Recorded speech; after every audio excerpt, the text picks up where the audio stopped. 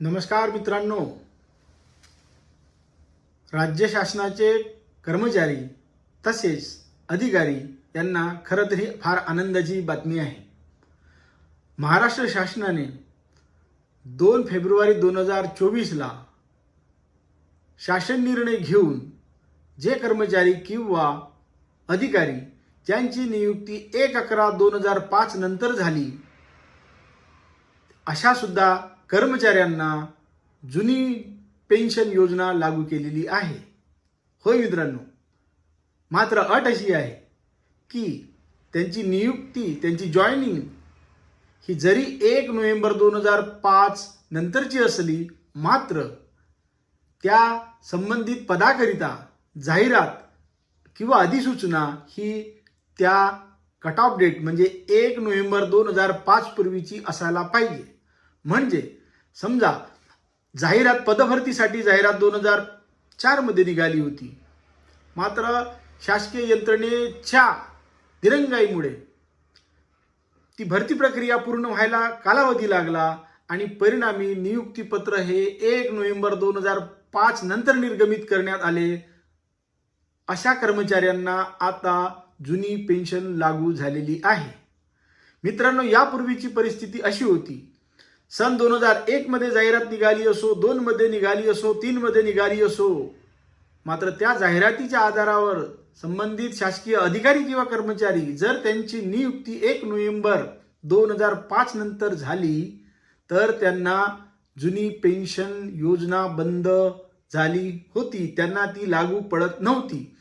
त्यांच्यासाठी शासनाने DCPS defined contribution pension scheme आणली होती, ती लागू करण्यात आली होती. म्हणजे काय, तर राज्य शासनाचे 10% बेसिकच्या त्या संबंधित कर्मचारी किंवा अधिकाऱ्यांचे 10% आणि त्यावरील व्याज ही संपूर्ण रक्कम त्या संबंधित खात्यामध्ये जमा होत होती.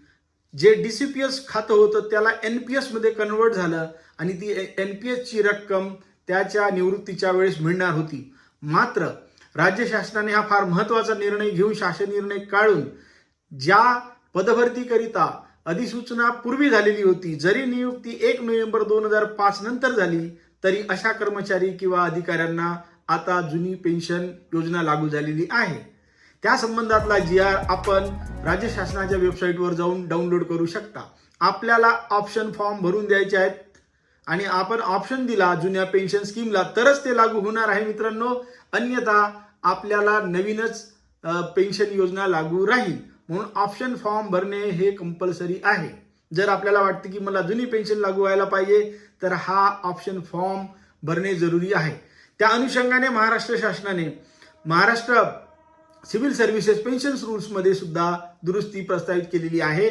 त्याचा लाभ अशा सर्व संबंधित कर्मचाऱ्यांना व अधिकाऱ्यांना मिळणार आहे. मित्रांनो, यापूर्वी सुद्धा शासन निर्णय येण्यापूर्वी बरेच असे निकाल आलेले होते, उच्च न्यायालयाचे सुद्धा निकाल होते की जर भरती संदर्भातली अधिसूचना जर 1 नोव्हेंबर 2005 पूर्वीची आहे तर जरी नियुक्ती ही 1 नोव्हेंबर 2005 नंतरची असेल तरी अशा कर्मचारी किंवा अधिकाऱ्यांना जुनी पेन्शन योजना लागू करण्यात यावी असे आदेश सुद्धा उच्च न्यायालयाने बऱ्याच प्रकरणात दिलेले होते.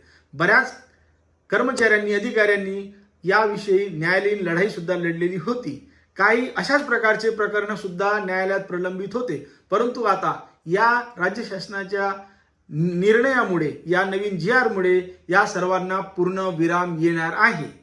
म्हणून आपण या ऑप्शन फॉर्म भरावा आणि आपली आतापर्यंतची जी रक्कम आहे, ज्या कर्मचाऱ्यांची किंवा अधिकाऱ्यांची DCPS नंतर NPS आपली 10% व शासनाची 10% ही रक्कम जी होती, ही रक्कम आता या खात्यातून आपल्याला नवीन खातं आपलं ओपन होणार आहे आणि ते अमाऊंट जी आहे ती GPF मध्ये जाणार आहे.